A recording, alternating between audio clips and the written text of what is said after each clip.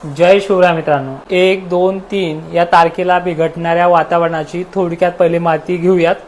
मित्रांनो, सांगली, सोलापूर, कोल्हापूर आणि कोकण किनारपट्टीसह नाशिक क्षेत्रातल्या आपण बऱ्याचशा भागांचा अंदाज थोडा थांबवलेला आहे. चुकून जर नाशिकचं वगैरे नाव आलं तर माफी असावी, कारण की बऱ्याच शेतकऱ्यांच्या गारपिटी संदर्भात धास्ती किंवा द्राक्ष उत्पादक शेतकऱ्यांचे थोडेसे गैरसमज आहेत, त्यामुळे आपण तिथला अंदाज थोडा थांबवतो आहे. जर तो चालू ठेवायचा असेल तर कमेंटमध्ये तुम्ही कळवू शकता.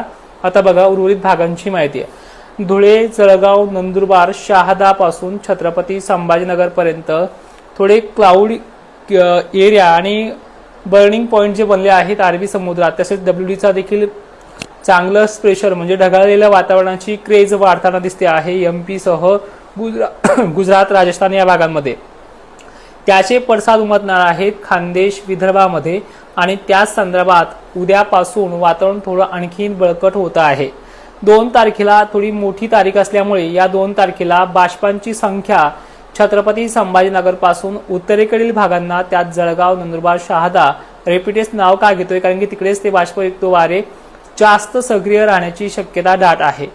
इकडे बुलढाणा, अकोला, अमरावतीमध्ये देखील स्थानिक वातावरणाचा पाऊस होण्याचे संकेत आहेत.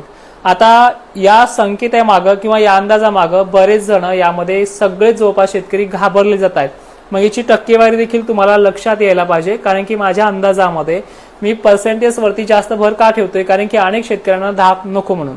तर बघा, जळगाव, खानदेश आणि इतर महाराष्ट्रातील उर्वरित उत्तर महाराष्ट्रातल्या भागांचा म्हणजे बुलढाणा, अकोला, अमरावतीपर्यंतचा समावेश का करतोय, कारण की एमपी सारख्या ठिकाणी, गुजरात सारख्या ठिकाणी व्याप्तीची विषय जास्त आहे आणि रात्रीच्या वेळेला वारे स्थिर होतात, त्यामुळे तिकडनं येणारं प्रेशर जे आहे या भागांना दिवस मावळता जास्त क्लाउड कव्हरिंग एरिया बनवतोय.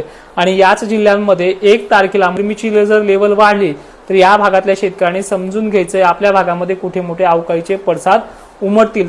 2 तारीख आहे, संध्याकाळपर्यंत किंवा 4-5 वाजेपर्यंत या घटना घडायला सुरुवात होतील आणि भाग असे आहेत की 1-2 प्रतीचे.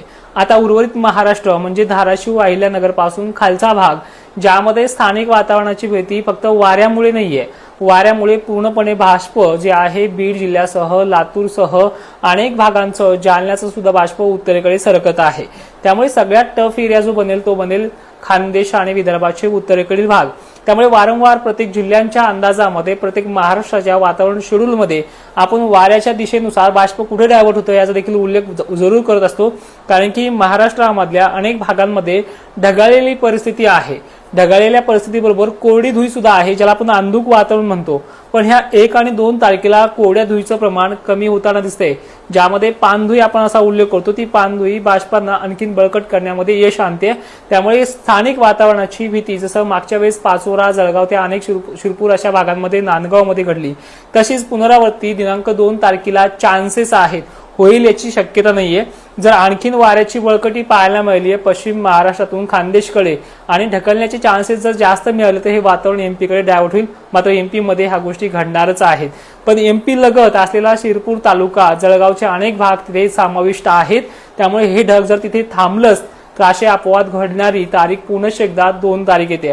मग सांभाळायचे काय आहे, ज्यांचा माल हार्वेस्टिंग झालेला आहे किंवा ज्यांचा कांदा किंवा गहू सारख्या पिकांना पाणी देण्याचे काम चालू आहे. आता पाण्याला आले असेल तर अत्यावश्यक असेल तर देऊ शकता, पण आता फक्त 1-2 दिवसाचा प्रश्न उरलाय.